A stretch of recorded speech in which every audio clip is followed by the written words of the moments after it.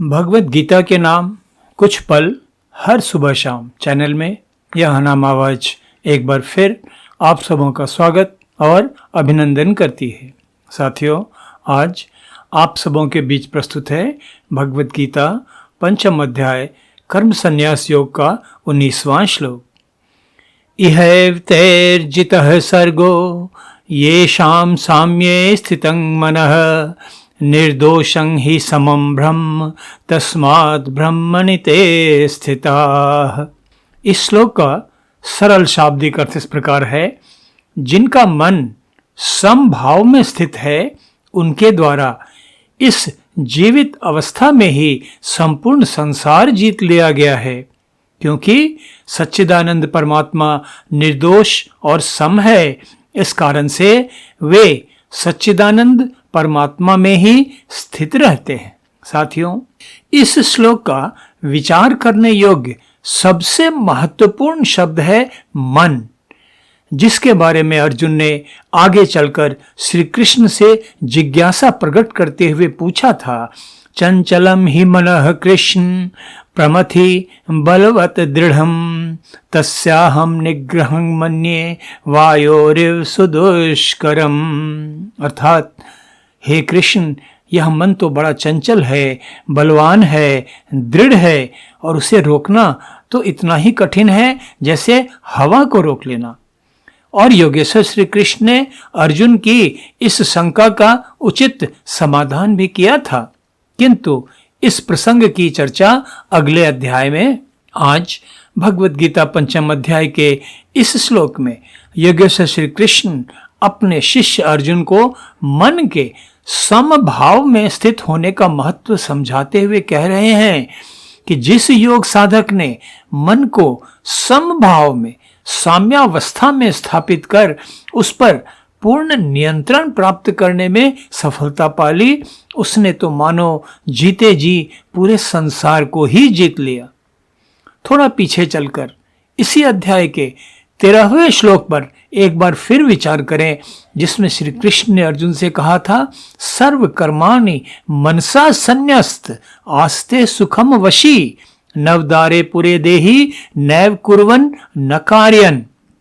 अर्थात, अंतःकरण जिसके वश में है, ऐसा सांख्य योग का आचरण करने वाला मनुष्य न करता हुआ न करवाता हुआ ही 9 द्वारों वाले शरीर रूपी भवन में सभी कर्मों को ध्यान देंगे मन से त्याग कर आनंद पूर्वक सच्चिदानंद परमात्मा के स्वरूप में स्थिर रहता है।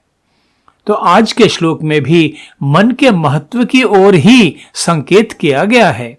भगवत गीता के पिछले कुछ श्लोकों पर इस प्रकार विचार कर लेने के बाद यह स्पष्ट हो जाता है कि आज प्रस्तुत श्लोक में भी योगेश्वर श्री कृष्ण अर्जुन को ज्ञान योगी द्वारा मन पर पूर्ण स्थापित करने रूपी उपलब्धि का महत्व समझा रहे हैं।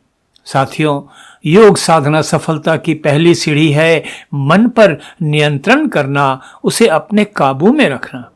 ध्यान रहे, यहां हम जिस योग साधना की बात कर रहे हैं वह है परम पुरुष और आत्मा के मिलन रूपी योग। मन की सहज स्वाभाविक चंचलता पर काबू किए बिना परम पुरुष और आत्मा संधि निरंतर योग की तो कल्पना भी नहीं की जा सकती है। चंचल मन वाला मनुष्य तो अपने वास्तविक स्वरूप आत्मा को ही नहीं देख सकता, तो भला परमात्मा से योग की बात ही क्या की जाए। मेरे परम आराध्य सद्गुरु सदाफल देव जी महाराज ने स्वरवेद में लिखा, बिना शांति मन के भय आपन रूप न देख, देखे चंचल नीर जिमी निज प्रतिबिंब न पेख। कितना सटीक सरल उदाहरण है।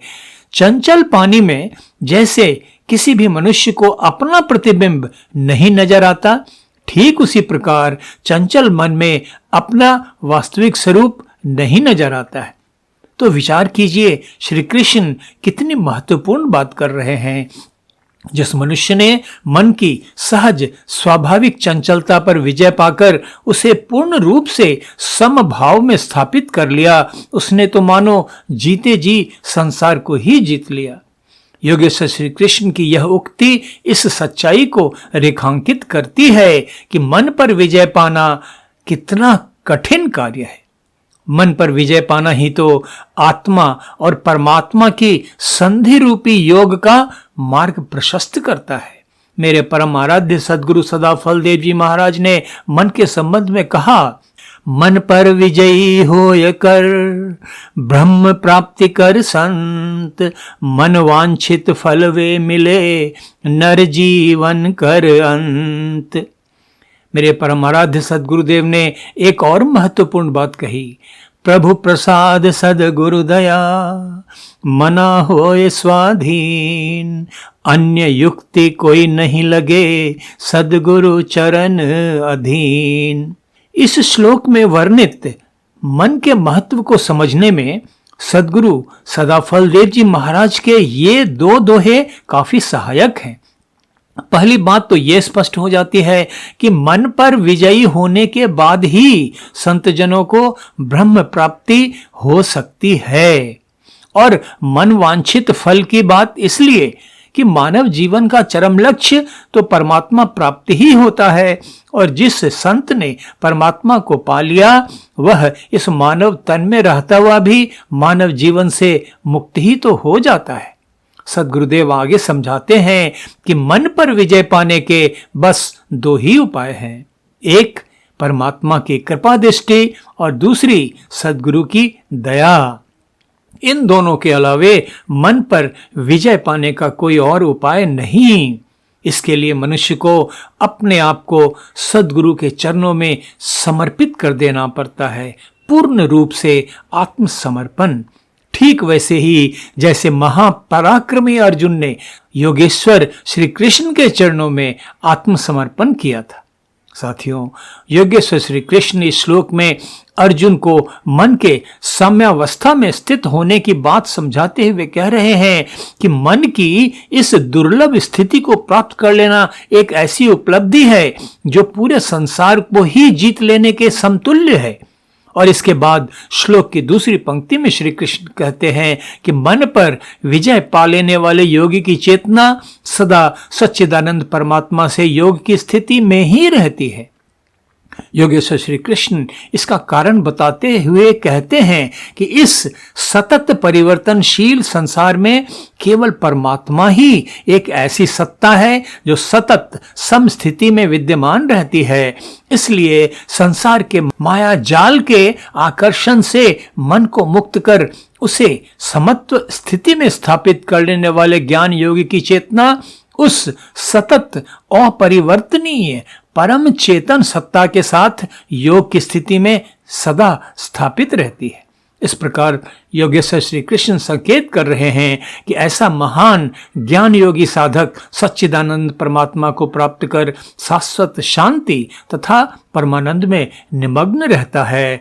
ऐसी अद्भुत है मन पर विजय पाकर उसे समत्व स्थिति में स्थापित कर लेने से प्राप्त होने वाली उपलब्धि। मेरे परम आराध्य सद्गुरु सदाफल देव जी महाराज ने भी मन पर विजय पाकर उसे शांत निर्मूल कर देने का महत्व बताते हुए कहा कि मना उदय संसार है, नहीं मन नहीं संसार, योगी मन को वश करे अनुभव शब्द आधार। अर्थात संसार तो मन में ही बसा है, जिसने मन को मार दिया उसके लिए संसार का अस्तित्व ही मानो समाप्त हो जाता है। इसलिए योगी जन साधना के द्वारा मन को वश में कर लेते हैं और शब्द अर्थात परम पुरुष परमात्मा के आधार पर स्थापित होकर परमानंद के अनुभव में निमग्न रहते हैं। भगवद गीता का पठन पाठन श्रवण हम जगजीवों के कल्याण का मार्ग प्रशस्त करता है। आज बस इतना ही। भगवद गीता पंचम अध्याय के अगले श्लोक के अर्थ तथा व्याख्या के साथ आप सबों के बीच फिर उपस्थित होऊंगा। तब तक आप सबों के लिए अशेष मंगल कामनाएं। धन्यवाद। नमस्कार।